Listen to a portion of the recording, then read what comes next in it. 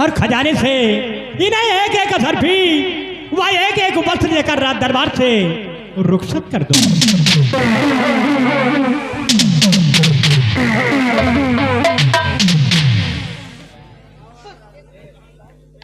सिपाही रामबली। जी सरकार। आज भरे दरबार हमारे सम्राट का हुक्म हुआ है कि ले जाओ इन कंचनियों को शाही खजाने से एक एक असरफी और एक एक वस्त्र देकर इन्हें सम्मान पूर्वक इनके भवन तक पहुंचा दिया जाए। महाराज के हुक्म की तामील होना चाहिए। जैसी आपकी आज्ञा सरकार। आपके आदेश का पालन करना तो हमारा परम कर्तव्य है। स्थान ग्रहण कीजिए। कंचनियों चलिए एक एक करके बारी बारी से महाराज जी को आदाब करते हुए हमारे साथ चलो। अपना अपना इनाम लीजिए और अपने अपने वतन के लिए रुखसत हो जाओ।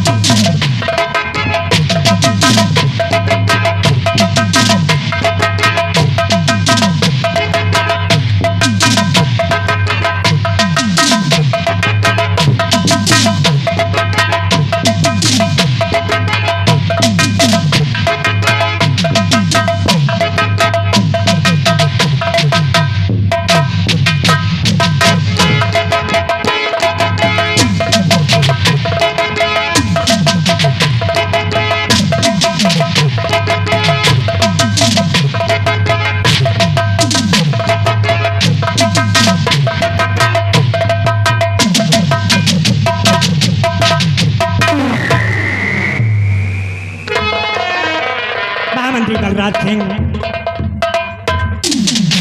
इस रतनगढ़ राज्य की असर प्रजा के बारे में मैं आपसे कुछ कहना चाहता हूँ।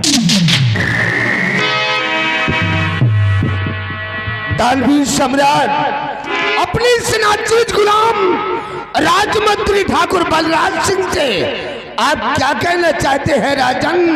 अपने लबू से फरमाइए, आखिर आप कहना क्या चाहते हैं? तो सुनो ध्यान से।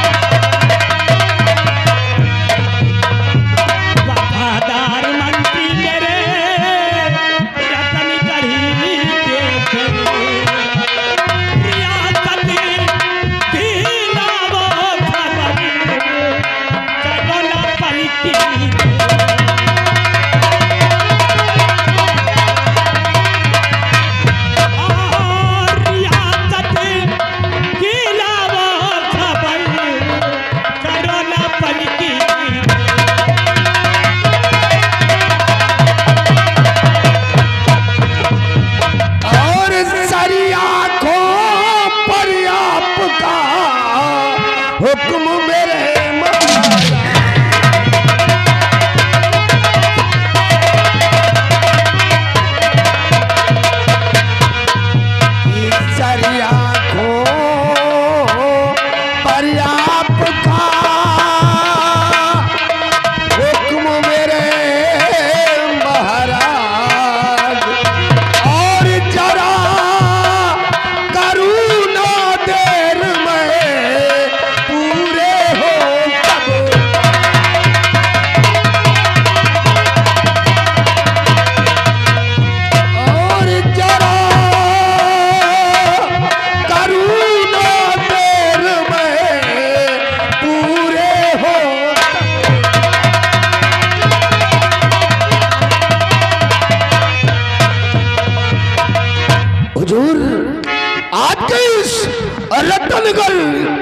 राज के रियाया के लोग सब सकुशल है राजन, किसी को किसी चीज की कमी नहीं है। जिस वक्त हम रियासत की तरफ भ्रमण करने जाते हैं तो हर बशर के लबों पर सिर्फ आपका ही गुणगान होता है राजन, सिर्फ आपका ही गुणगान होता है।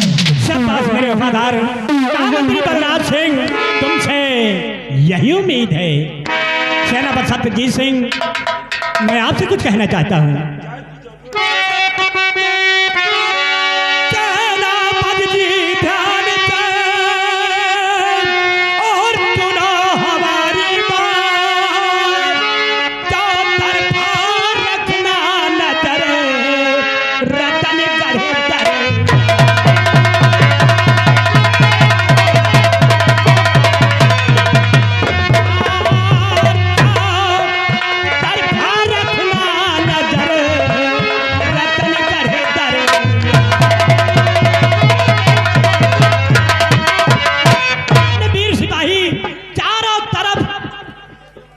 रखवाले करवा दो कि हमारी पिता की तरफ कोई आंख उठाकर देख ना सके। क्यों नहीं महाराज? तो हिंद के दुश्मनों में वो ताकत नहीं, हिंद के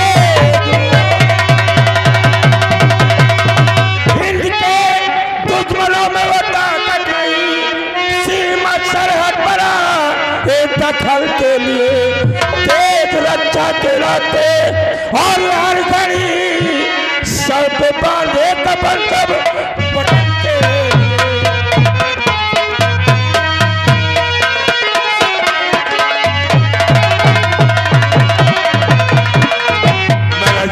आपके इस रतनगढ़ का हर जवान अपने मुल्क की मदद के लिए अपने सर पर कपड़ बांधकर इस रतनगढ़ राज्य की सीमा सरहद पर तैनात है।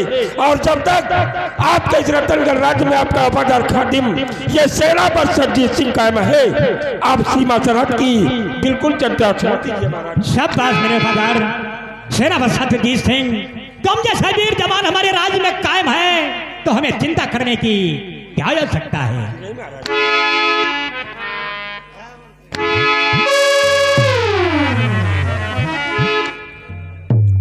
दानवीर सम्राट, गुस्ताखी माफ हो। ये आपका नाचीज गुलाम राजमंत्री ठाकुर बलराज सिंह आपसे कुछ पूछना चाहता है राजन, आपसे कुछ पूछना चाहता है। क्या पूछना चाहते हैं? कि कैसे गमगीन राजन नजर आ रहा है, कैसे गमगीन,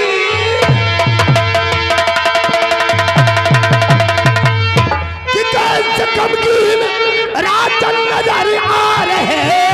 चेहरे पर क्यों उदासी ये छाई हुई, बात सच सच ये राजन और बयान कीजिए।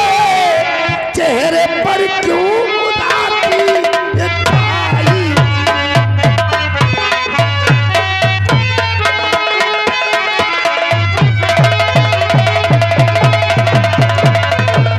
हुजूर, इस वक्त आप भरे दरबार सिंहासन पर विराजमान हैं, फिर भी आपके चेहरे पर मायूसी है। इसका क्या कारण हो सकता है राजन, क्या कारण हो सकता है? तो आप लोग मेरी उदासी का कारण जानना चाहते हैं तो सुनो ध्यान से। क्या कहूं मंत्री पर कुछ कहा जाता नहीं, क्या कहूं मंत्री पर कुछ कहा जाता नहीं, जो लिखा भाग में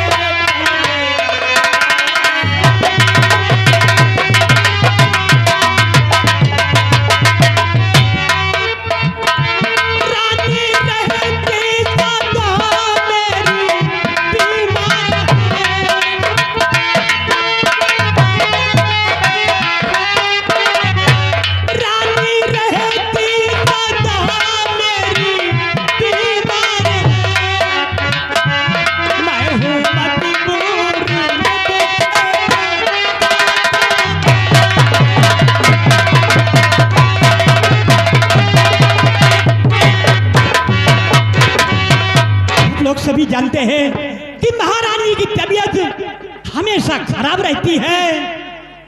मैं सोचता हूँ कि कहीं ऐसा ना हो जाए कि महारानी जी भगवान को प्यारी हो जाए और मेरे दोनों बेटे राम और श्याम अनाथ हो जाएं।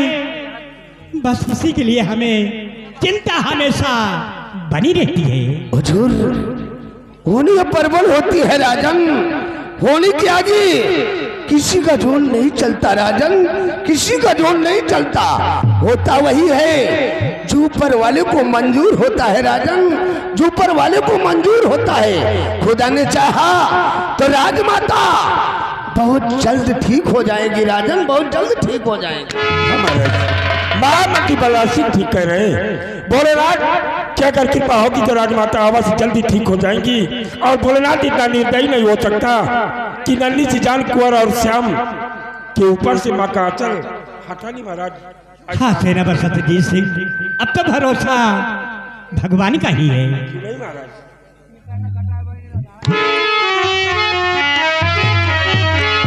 महाराज की जय हो। दासी, हाँ राजन, क्या खबर लेकर आई हो? राजन आज मेरे राजमहल से चलकर राजन आज महारानी जी की तबीयत बहुत ज्यादा खराब है राजन। क्या हाँ राजन, आपको अति शीघ्र बुलाया है राजन। महारानी जी की तबीयत बहुत सीरियस है हाँ राजन, और हमें बुलाया है। ठीक है दासी, तुम चलो, हम सभी आ रहे हैं। ठीक है राजन, जल्दी आइए।